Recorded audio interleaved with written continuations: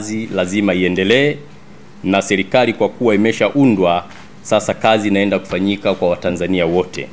Kutambua shughuli ya uapishwa jana, ni wapongeze mawaziri na manaibu waziri waliokula kiapo jana Novemba 18, 2025.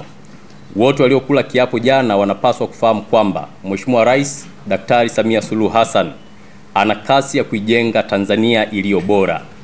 Uteuzi wao una maana kuwa rais anawaamini na watampa majawabu anayoyataka kwa Watanzania kwa kufanya kazi kwa bidii. Hivyo chama kinawataka mawaziri na manaibu waziri waende kufanya kazi kwa weledi na wasiweze kumwangusha rais na mwenyekiti wetu wa Chama cha Mapinduzi. Lakini pia mawaziri na manaibu waziri wengi ni wapya. Kuingia kwao kwenye serikali maana yake kuna ambao hawakupata fursa ya kuweza kuteuliwa. Hivyo basi, kipindi wanafurahia uteuzi huo na wamesha kula kiapo kuingia kwa ofisini, wakumbuke kuwa rais hana mchezo na anataka kazi na utendaji uliotukuka, uliojawa na utu ndani yake kwa Watanzania wote. Hivyo Chama cha Mapinduzi hakitasita kuchukua hatua kali kwa kiongozi yoyote mzembe ndani ya serikali ambayo imeundwa na Chama cha Mapinduzi. Hivyo tunawataka wote ambao wameteuliwa wajue wana wajibu wa kwenda kuwatumikia wananchi na sio vinginevyo. Ndugu waandishi wa habari, lakini tumie fursa hii kwa vile tunakutana kwa mara ya kwanza tangu kumalizika kwa uchaguzi mkuu wa 2025.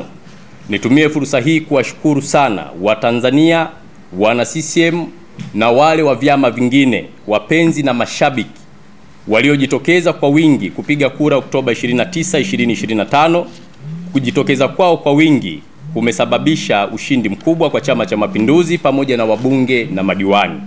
Hivyo tunawashukuru wana CCM na Watanzania wote kwa kuweza kuchagua Chama cha Mapinduzi katika kipindi hiki cha pili cha awamu ya 6.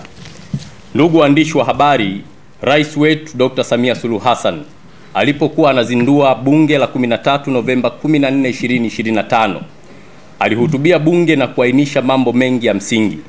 Ni hotuba ya ujenzi wa mshikamano wa kitaifa. Unaweza kuita hivyo kwa sababu Rais Dr. Samia Suluhu Hassan alisema kazi alionayo pamoja na wabunge ni kujenga umoja wa kitaifa ili sote kwa pamoja tuweze kujenga nchi yetu, tuitunze na kuweza kulinda taifa letu na tuzidi kunyanyua hadhi ya nchi yetu kwa kuweza kufanya kazi kubwa ya maendeleo kwa wananchi.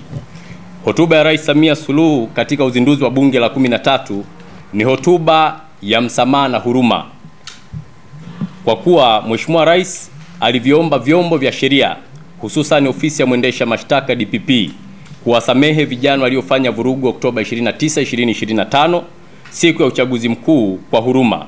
Mheshimiwa Rais Samia Suluhu Hassan anaamini kuwa miongoni mwa vijana waliofanya hivyo walifanya kwa kufuata mkumbo.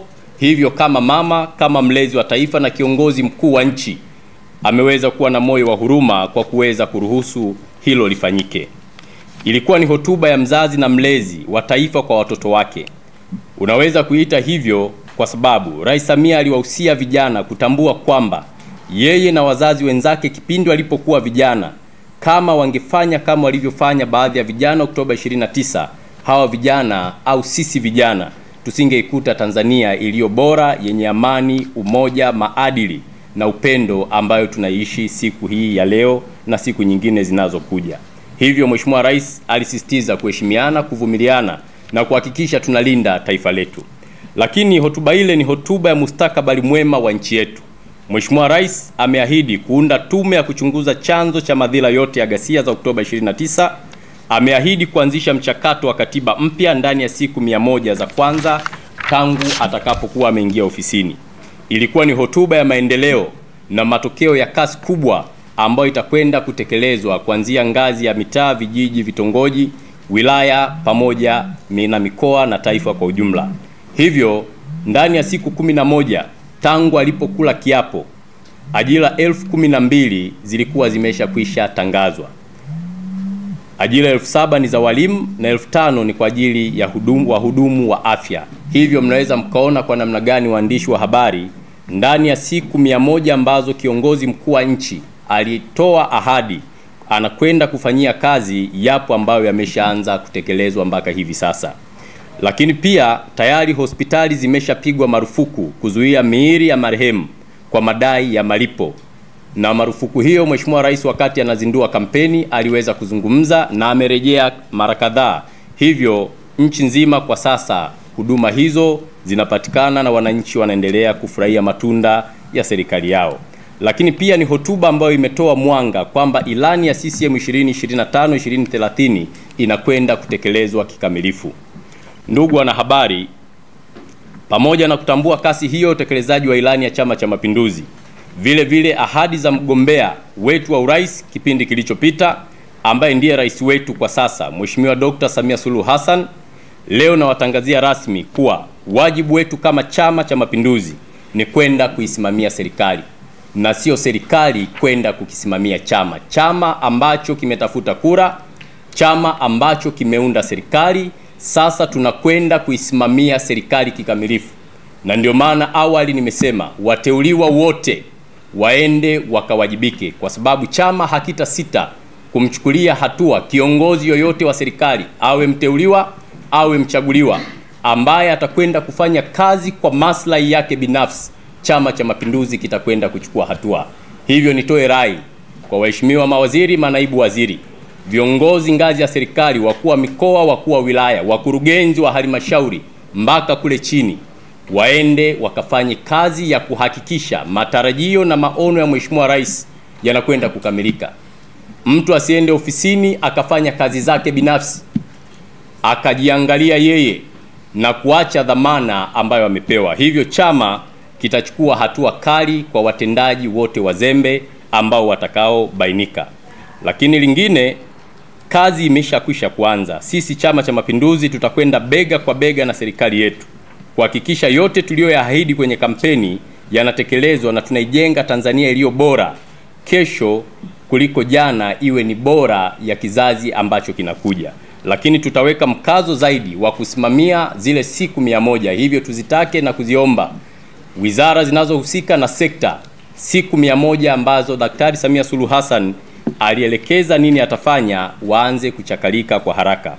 Lakini nawaomba wanahabari muwafikishie Watanzania habari kwamba Chama cha Mapinduzi tumejipanga kikamilifu kuwabana viongozi wetu wa serikali, wakiwemo mawaziri wetu, manaibu waziri wetu, wakuu wa mikoa wetu, wakuu wa wilaya wetu, wakurugenzi, maafisa tarafa na wengineo, na tutahakikisha wanawajibika ipasavyo. Message hiyo ifike kwa Watanzania.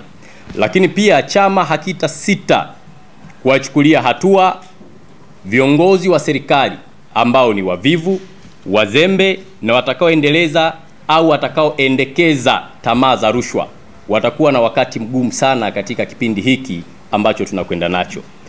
Chama cha Mapinduzi hakitakuwa na mchezo katika utekelezaji wa ilani ya uchaguzi ya 2025 kuelekea 2030.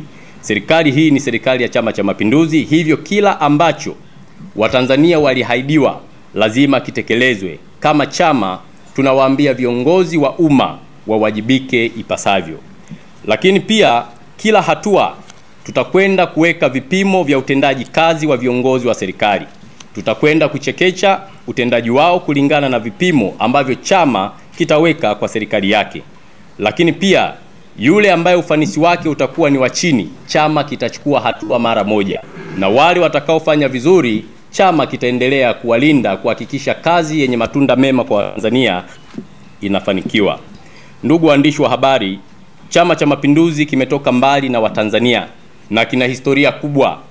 Chama hiki hakitaruhusu mambo yaharibike kwa namna yoyote ile.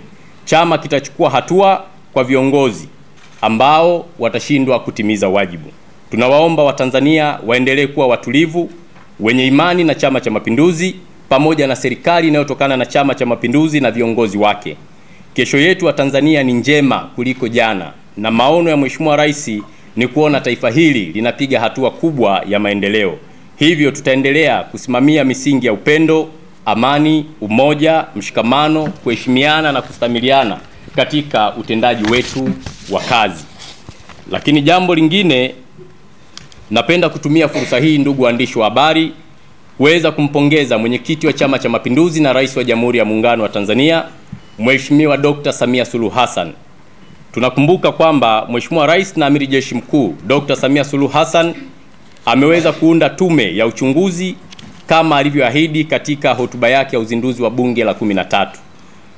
Tume ya uchunguzi wa uvunjifu wa amani uliotokea Oktoba 29 kama alivyoweza kuelekeza, na tumeona jana kwamba kuna wajumbe ambao wameteuliwa. Hivyo tunawaomba makamishna wa tume hiyo wakiongozwa na Jaji Mkuu mstaafu ndugu Mohamed Chande Othman waifanye kazi hiyo kwa maslahi mapana ya taifa kwa uadilifu na uzalendo, na watoe majawabu ambayo yataweza na yatawezesha safari njema ya kuijenga Tanzania iliyo njema, yenye maelewano na amani pamoja na utulivu, pia kwa kuzingatia usalama kwa wananchi wote. Napenda kutumia fursa hii kumtia moyo Dr. Samia Suluhu Hassan kwamba Chama cha Mapinduzi kipo naye bega kwa bega katika safari hii ya kwenda kutekeleza jukumu kubwa la maendeleo ambalo amekabidhiwa na wananchi kwa miaka 5 ambayo inakuja. Na sote hapa tunafahamu kwamba Mheshimiwa Rais ni mama ambaye amejaa upendo, ni mama ambaye amejaa utu, lakini ni kiongozi ambaye akiahidi anatekeleza. Na ndio maana muda wote tumekuwa tukisisitiza kwamba kila Mtanzania tunamuomba aweze kulinda amani ya nchi yetu. Taifa hili ni la kwetu. Tanzania hii ni ya kwetu. Na sisi wote tulioko hapa, waandishi wa habari, wafanya biashara, wanaosoma na wengine wote, kwamba nchi hii ikiharibika hatuna nchi nyingine. Wajibu wa kuilinda ni wa kwetu sote. Kwa hiyo tudumishe umoja, upendo na mshikamano wa taifa hili. Tunatambua wako watu ambao hawana nia njema na taifa hili, na tunawafahamu, na wengine wanaonekana. Wapo wengine ambao wanaendesha operation katika mitandao ya kijamii kwa ajili ya kuchochea vurugu, kuchochea machafuko, na wakiwahimiza vijana na baadhi ya Watanzania kwamba waende kuivunja na kuichoma nchi yao kwa mikono yao. Niwaombe sana wananchi wa nchi yetu, tuilinde nchi yetu. Wakati sisi watoto wetu wanaumia, wale wanaotushawishi watoto wao wapo nje ya taifa letu, wanaishi vizuri, wana maisha mazuri, na bado wanaendelea kutuhamasisha tufanye uvunjifu wa amani. Tukumbuke kuirejesha amani katika nchi ni jambo gumu. Tuna mataifa ya mfano ambayo yamepoteza amani. Tuna nchi jirani ambazo zimepoteza amani.